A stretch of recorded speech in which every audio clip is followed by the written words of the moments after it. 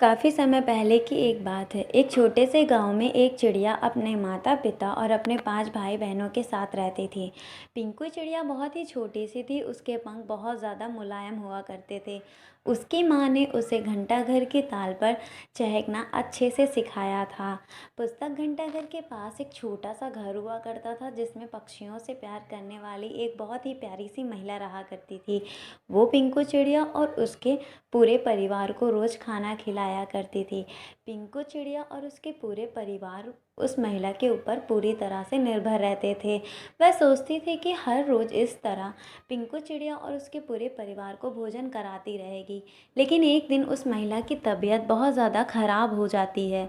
उस वजह से उस महिला की मौत हो जाती है। अब उनके पास खाने को कुछ नहीं था। बहुत समय लगा, उसके बाद भी पिंकू चिड़िया और उसके पिता को सिर्फ 3 चीज़ें मिले, जो उसके परिवार के लिए काफ़ी ज़्यादा कम थे। पिंकू चिड़िया का परिवार 8 लोगों का था, इसलिए उन्होंने पिंकू और उसके दोनों छोटे भाइयों को खिलाने के लिए खाना रख दिया। और इस तरह खाने की तलाश में पिंकू भटकती रहती है। उसके साथ उसका भाई, उसकी माँ भी होती हैं।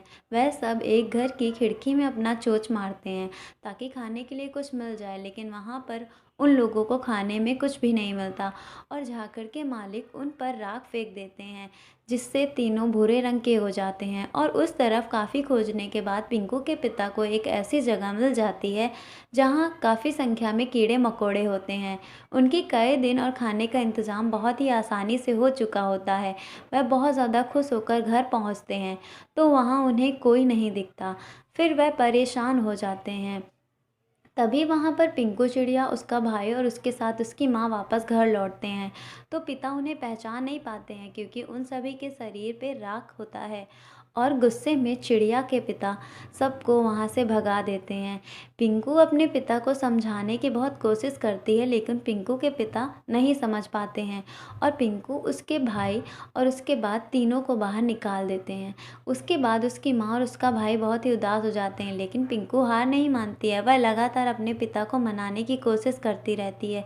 जब वह नहीं मानते हैं तो वह उन्हें लेकर तालाब के पास जाकर सबको नहला देती है, ताकि सबके शरीर से राख हट जाए और तीनों अपने पुराने रूप में आ जाएं।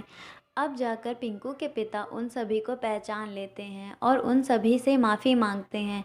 और अब सब खुशी खुशी साथ रहने लगते हैं। और अब तो उनके पास खाना भी आ जाता है। खाने की कोई कमी नहीं रहती है।